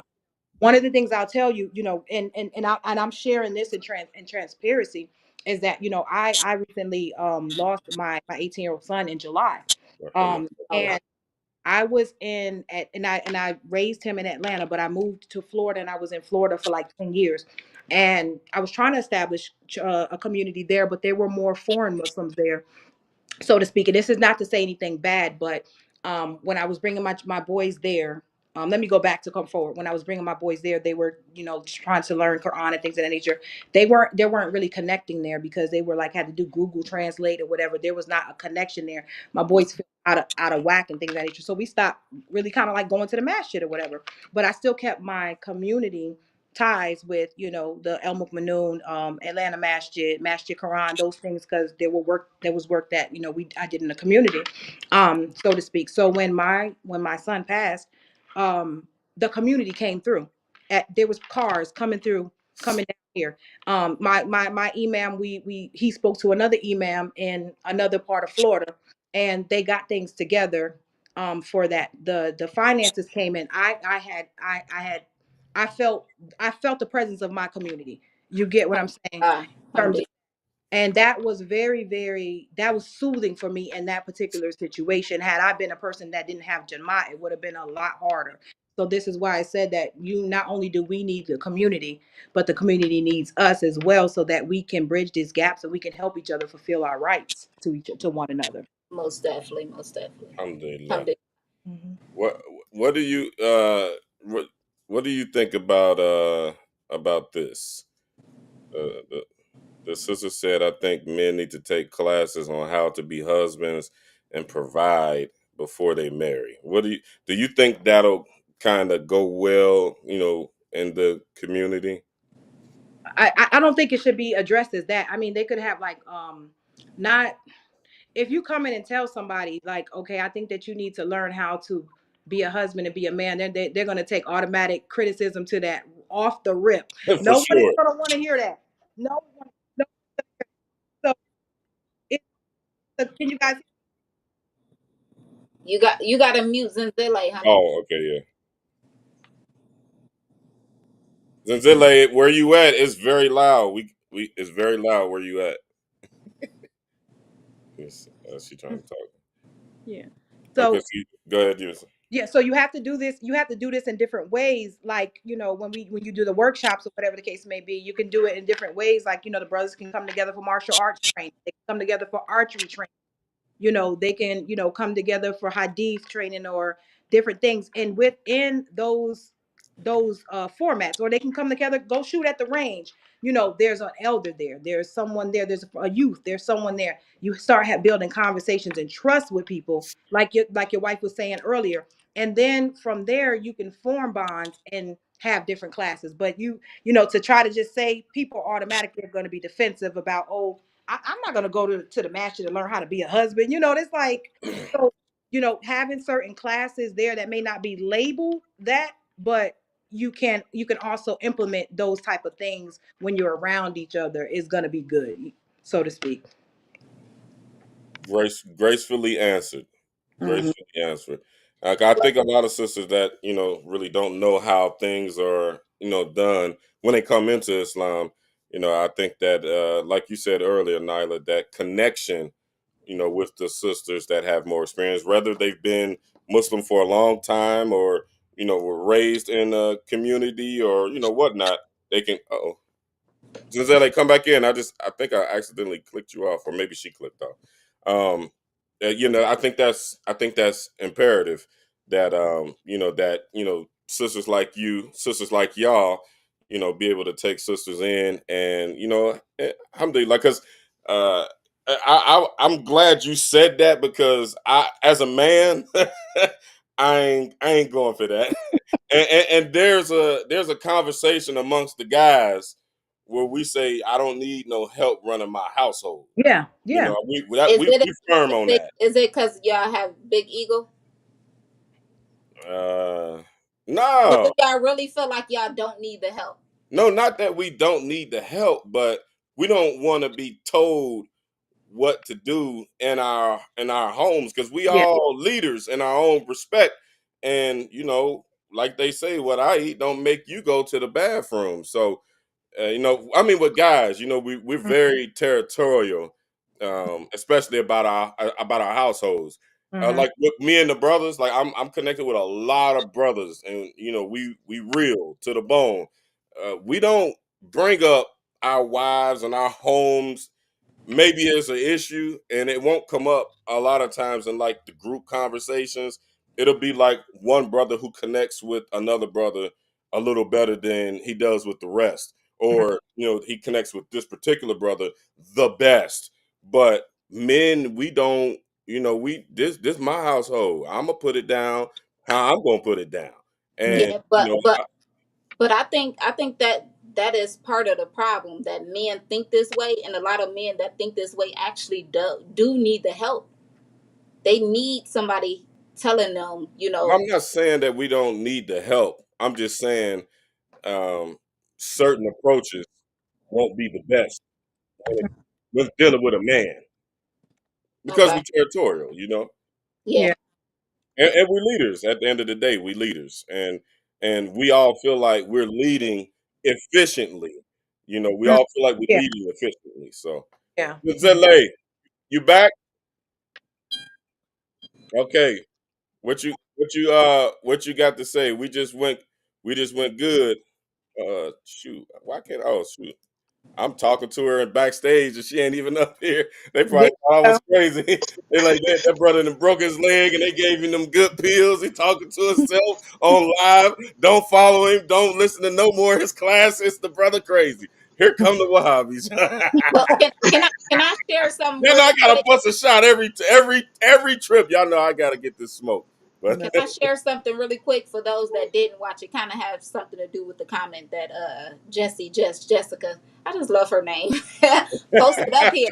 Sister Shakira. what they say most of the time they say two times. You gotta say Yeah. her name three times. That's Jesse. Hey, you got a new name, Jess. You Jess three times.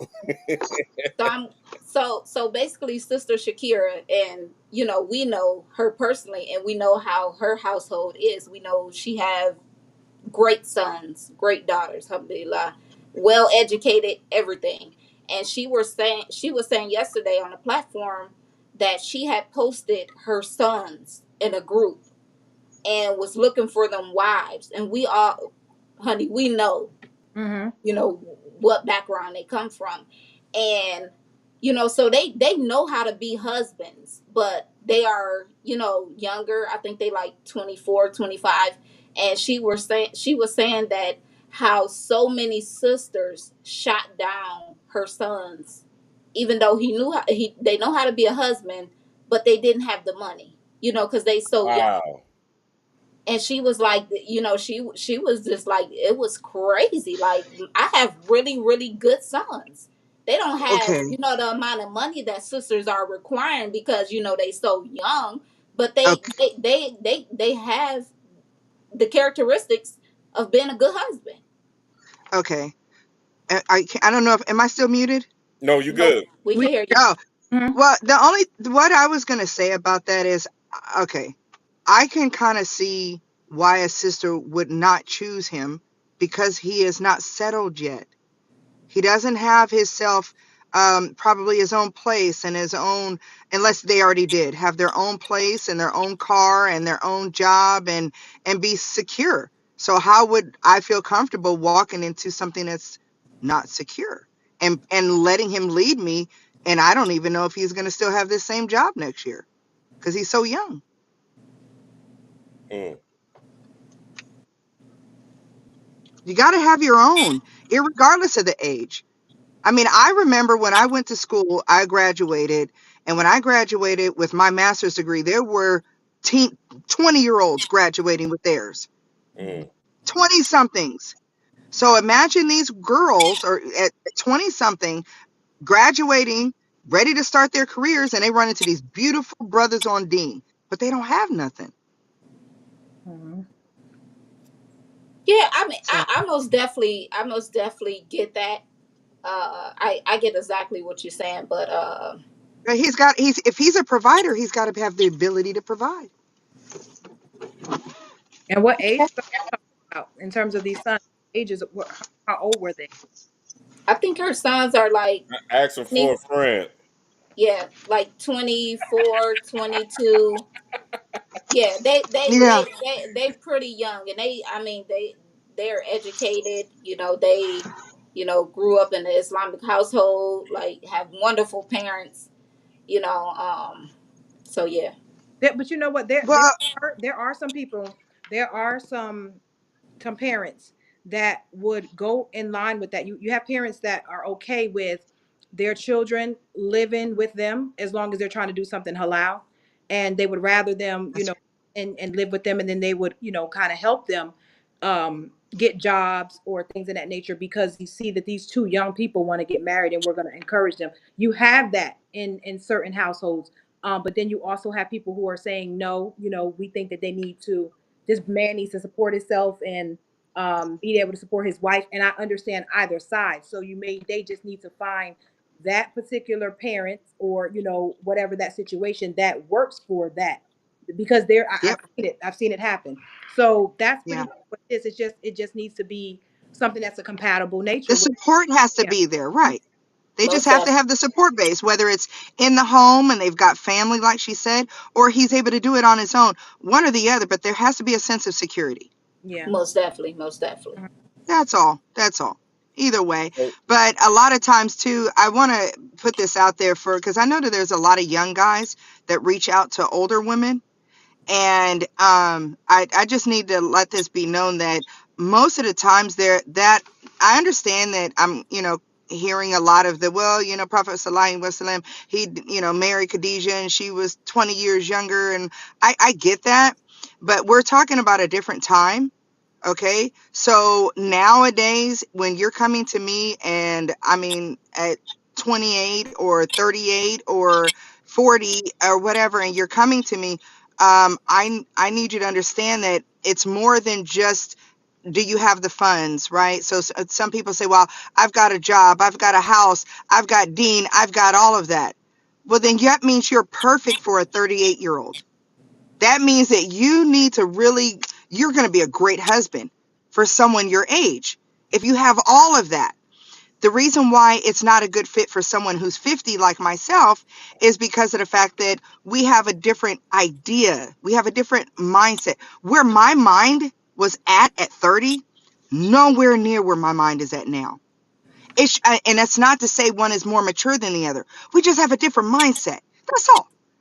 That's it. Over time, things change and your life changes and evolves and you're just not the same person. I'm not into fashion. I'm not into the latest slang. I'm not into listening to what Cardi B is doing or what Megan Thee Stallion's going on or Red or whoever these other people. I'm not into that, folks. So, you know, when you're looking at someone who's older, don't try to make them younger. I don't want to be younger. I like being 50. so with that being said, are there a lot of single older sisters? Yeah. Yeah.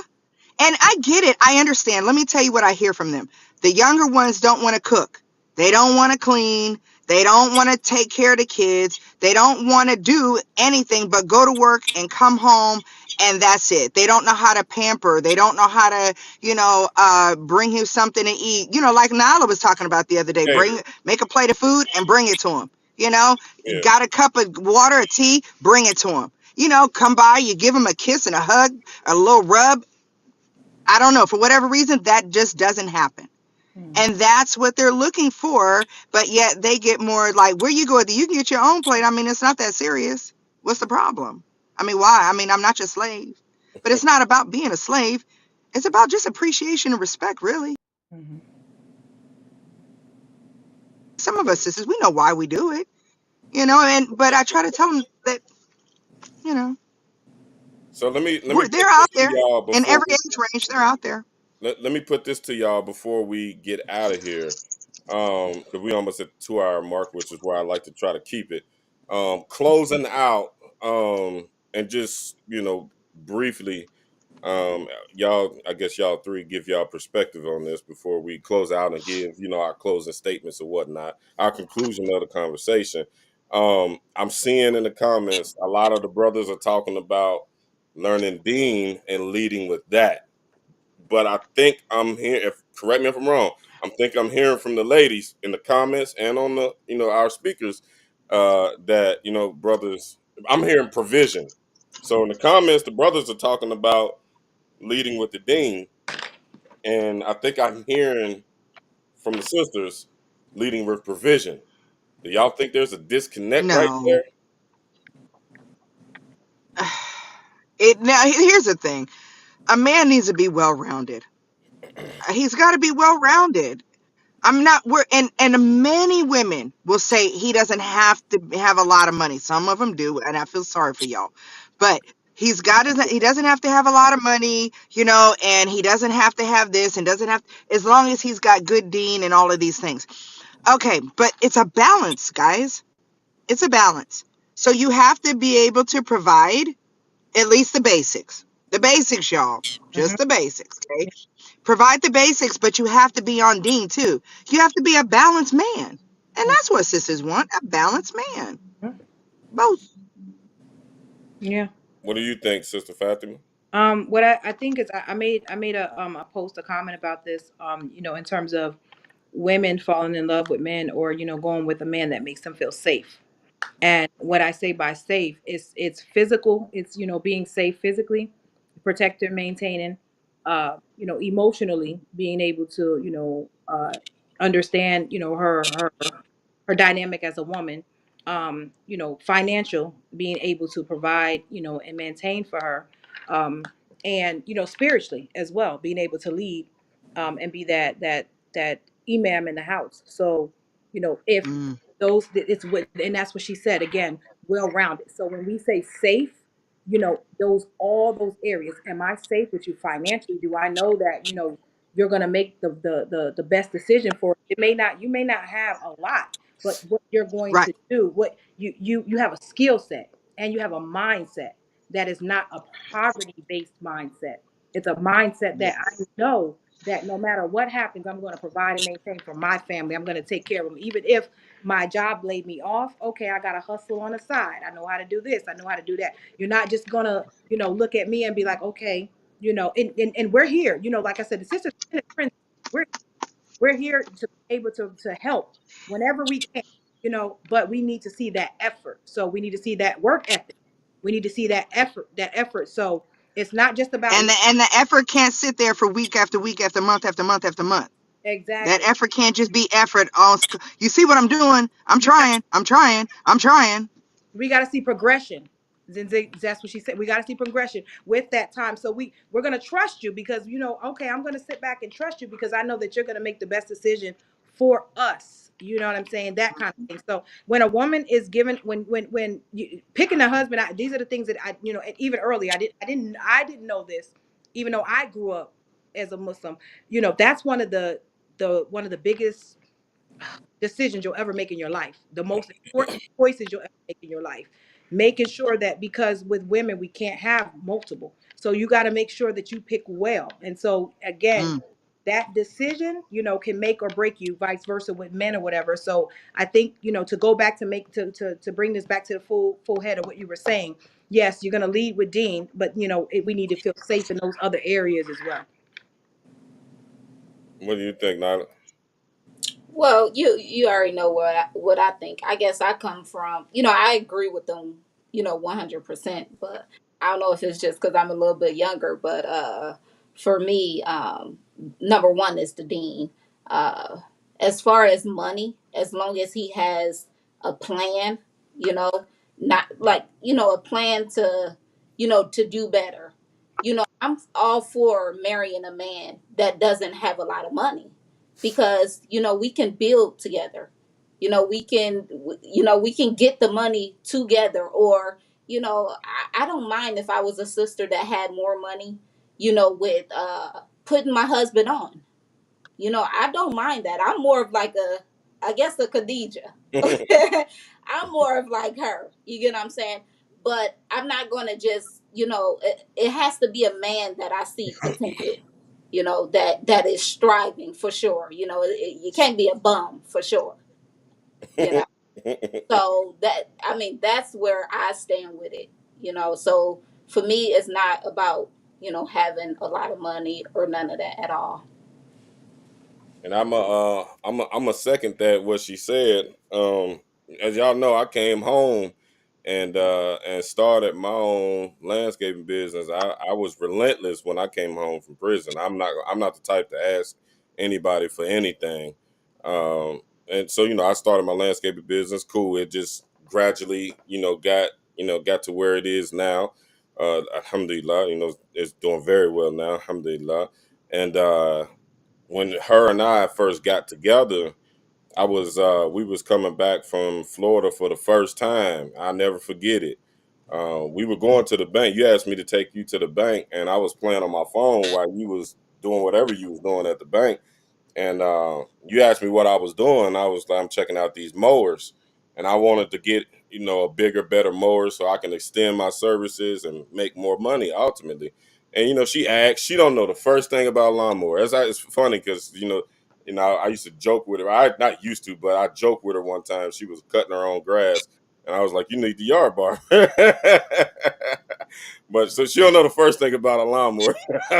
I was out there struggling. It was funny. But it was interesting to me because I was like, why is she asking me about lawnmowers and she don't know nothing about mowers or whatever? So she kept asking. And I finally explained to her the situation. If I get a bigger mower, it's a bigger, more reliable piece of equipment. And it's a faster piece of equipment. I can get more work done in a shorter amount of time, which means I have more time to sell. Ultimately, we make more money. And she's like, oh, okay. Well, how much does Then that let's go cost? buy it. That's right. And That's right. Right. why I asked all That's those right. questions first. I'm pretty sure everybody Yeah. know why I asked all them questions first. Uh-huh. Uh-huh. That's what I've done that before. But then you find somebody, you give them something and they don't do nothing with it. What you gonna do? Well, that's another That's another podcast. story. But I guess I don't know. I guess I didn't go in there with that type of mentality because it can go either or which way. I just leave it to Allah subhanahu wa ta'ala. Honestly, I do. If I put my trust in you and give you the help that you need and you screw us over, you know, it was bound to happen. It was about it was bound to happen. Some of the sisters, especially our sisters that are the guests today, they done did that a few times. They ain't nobody screwing up nothing else going forward. Yeah, I mean, I Mm-mm. guess I don't have like a bad experience with that Well, where, see, men for like me, screwed me over on that type of level. right, All the men right. that I've had, my ex-husband, they had money, had Yeah. potential, all that. So, I guess for me, my first marriage was for like 17 years, right? So Mhm. that first marriage, I didn't have to worry about somebody cheating. I didn't have to worry about was he going to spend up all the money? Was he going to work? He did all those things. We just didn't get along, right? So that was easy. But so when I became single again in 2018, it was very difficult because I came out of a 17-year marriage with trust and loyalty and a man who works and all those things. I just thought that was a given. That's what my dad does. That's what my brother-in-law does. That's what my ex-husband did. I just assumed that was a given. So when I got out in 2018 and I'm out in this new climate, I ran into this my next husband. I thought that was going to be that way. It didn't end up being that way. I wish the best for him now, but the thing is I'm starting to see that that's how men aren't that. A lot of men are not that, and that's shocking to me. I think this comment was for you, Zenzele. What's that? He some said What people, some was it? people have old souls, though. Yeah, and that's true. There are, and I mean that's alhamdulillah. I mean that's really nice. It's just a matter of finding that person that's balanced, because like I was saying earlier, it's you got to have a balanced individual, and I think men sway one thing or the other. It's like what Fatima was saying earlier. I can give you Dean. I can give you the bedroom. Yeah, a lot of men can give me Dean in the bedroom. A lot can do that. And then there's guys over here say, I can give you a lot of money. Well, there's guys over there that got a lot of money. We want the ones that are balanced. You don't have to have a lot of everything. Just be balanced. For me, So mine's is it's the heavy Dean shortage. though. Is the shortage in balance? Yeah, it's a shortage in balance, and loyalty and respect and just common sense and just not trying to get over, not trying to get something, not trying to, and like I said, I've run into some quality brothers out of all the males that I met. Okay. So they're out there. We just weren't a good fit, but so I don't want to slight the decent quality ones that I've met.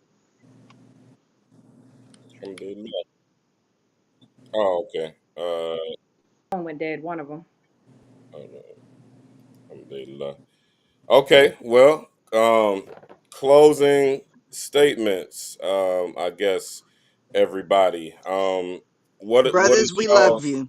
what That's it. Yes, Brothers, we love do you. y'all We think? love you. We love you. We love you. We love you. most definitely. Alhamdulillah, Most alhamdulillah. definitely. So what do y'all think needs to be done about this perceived shortage of marriageable men in the community? Take advice from sisters who are trying to help you out and give you some tips, and don't get defensive. Yeah. My advice would be to come out more. Attend Juma more. Come to classes. Makes a lot in the masjid. If you can make Fajr in the masjid, go to make Fajr. If you can make Isha in the masjid, go make Isha in the masjid. Get connected with a community. If you can't And find find some brothers, some friends. You find some mentors. Get closer to the community. Therefore, people in the community will can inshallah remind you when we're slipping and we're falling. So just get closer to Jamaat. That will be one of the things that I think that can change the situation. Be open. Yep. Be open for marriage, even after divorce, after hurt, after being a widow. Be open Mm. minded. Um, get counseling. If we have Oh, mental issues, if we have some things that are, be open for counseling. A lot of and take care of ourselves, um, our health. We're losing. This is the one thing that I want to say too. We're losing a lot of our men for health issues as well. No, physical health issues and things. Our young men. So make sure you're getting your checkups, your regular checkups and things of that nature because your community and your family needs you.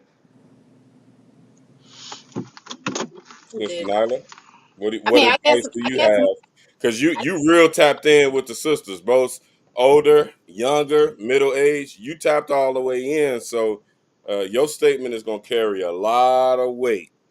well, I think the hmm two sisters said it. I see a lot of sisters complain about that, but also, I guess my advice would be for the brothers: don't be superficial when you're looking for a wife. Sometimes you might have to, let down a little bit of your standards. Like I said, she might not be the size you want her to be or the height you want her to be. Some of these things can be worked on. Don't pass up a good sister for these reasons. Okay, alhamdulillah. Um, I would just conclude that I think a lot of good information came out of this program. Mainly, I hope the guys seen this and is taking this in as not with a grain of salt, but Hmm. hearing what the sisters have to say. I mean, we have a young sister, we have a sister that's older, and we have a sister that's middle aged. So, I mean, we that's everything covered right there, Yeah. and they all saying the same thing. That's an authentic hadith. This a chain right That's here. mutawatir. Sound. So a lot, a lot was said, but what I took out of it, and I hope I'm right. Y'all need that security. Y'all need that stability. Y'all need the spiritual acumen, and definitely need that financial effort. Hmm. Is that correct? Yeah. Which is balance. That's Yeah. everything right there. That's what makes an Right. individual whole. I believe. We Don't try to be forget multifarious. emotional. Don't be afraid to go. Exactly. Don't be afraid to go to counseling, brothers. Yes. Please don't be Yes. afraid to go to counseling. Hmm. Please. Yeah. I hear a lot of women say I'm that. telling you right now. I know at least two brothers that if they could get themselves together right now, I would have no problem proceeding with them. But because they didn't and they couldn't get it together, I had to let it go. Alhamdulillah. Alhamdulillah. Yes. Okay, y'all, we're gonna wrap it So up. please, Y'all let us know. Sister Danny Goodway is asking where you can be followed at, Sister Fatima. You can follow me on Facebook, Divine Intervention Life Coaching. That's my business page. Or you can find me Divine Fatima Fortson on either where I have the personal page and the business name. It's all the same. I do the same thing on both. So yeah. And if you want to follow me on Instagram at the Divine Coach One. Sister Zenzele, where can we find you and harass you? Think she cut out again. uh, Yeah. you can find me. You can find me on my Facebook page. But please don't harass me in my inbox because I always tell people, please, just talk to me on my homepage, on my public page, not in Alhamdulillah. my inbox. I save my inbox for that particular man that I'm talking. And Nyla, well, you got any announcements or anything? No, I do not. I guess if you're a sister and you haven't joined us on Facebook at Our Souls Desire Islam, make sure you go and join us on there. We're doing a lot of beneficial things on there, and I think we I get a positive response back from the sisters as far as the group go and how it has helped sisters in many ways. Alhamdulillah. Alhamdulillah. Our Souls Desire Islam on Facebook. And all the upcoming events, y'all post them regularly, right? Yes, yes, we post them regularly. Okay. And as y'all know, we have the true Akida of the Salaf on Facebook and on YouTube. So if y'all not following, follow because we keeping the authentic material coming out. We have a refutation series that we do on Mondays. We have Akida lessons on Wednesdays, and we have fiqh on Fridays. I've been lacking when it comes to the fiqh on Fridays, but I was sick for a couple of weeks. Then I just broke my leg, so I've been out the game a little bit. But we'll get it. We'll get everything back rolling. And I also have a series that I started a long time ago that I'm a reinfuse back into the cycle. It's called Hadiths for the Hood. So that series is basically an Islamic perspective for individuals that come from straitened circumstances, as I have. That's my experience. That's what I can speak on. So I don't try to be or do anything else. So y'all can keep an eye out for that on Fridays. Make sure y'all like, share, and subscribe. I thank everybody for coming out. Sorry I couldn't get to all the comments. It's like 600 some comments. I didn't think it was gonna be. I knew there was gonna be a lot to be said about this, but I didn't think it was gonna be that much said about it. So next week we have another good show. We have a sister named Tamika Gordon that'll be joining us, inshallah ta'ala, and we're gonna be talking about this whole uh, gender war concept of high value. What is a high value man? What is a high value woman? What do they function? What does this look like in Islam? Etc. Etc. So y'all stay tuned. Inshallah ta'ala, we'll be back the same time next week with with that with that being said. Y'all got anything else before we lock it up? Nope. You muted, Sister You, Fatima. you muted, Fatima. Assalamu alaikum. No, I was just saying shukran for inviting me onto the show. It's beneficial knowledge, alhamdulillah. Alhamdulillah. Yeah, I appreciate you giving your time because I value your perspective. It's Alhamdulillah. one that's not heard. You know, we listen to a lot of stuff that we shouldn't be listening to. And, you know, as soon as I seen you on Facebook, you know, I connected instantly because I like when our sisters can articulate themselves, you know, in an appropriate manner. A lot of times the sisters are right. Y'all be right. But the way that, Lord have mercy, the all of this, we don't hear nothing else. As soon as y'all, you know, with the fingers and y'all get to throwing them words and catching them and throwing them back at us again, we don't hear none of that. We don't hear none Conversation of that. over. You should ears shut. Conversation over. Yeah, buddy, it's over with. So I definitely, you welcome anytime, and whenever Alhamdulillah. you got Shukran. something on your mind, it ain't always got to be things that's on my mind or Nyla's mind. Whenever you got something on your mind and you want to utilize our platform, Mhm. so you let me know. Okay. You at home with us. All right. I appreciate that. Shukran. Well, I appreciate everything, y'all. Y'all stay safe. Don't do nothing I wouldn't do. And we'll see y'all Monday, inshallah ta'ala. أقول قال هذا وأستغفر الله ولا إله إلا الله. السلام عليكم ورحمة الله وبركاته. Wa Wa alaikum salam wa rahmatullahi wa barakatuh. rahmatullahi wa barakatuh.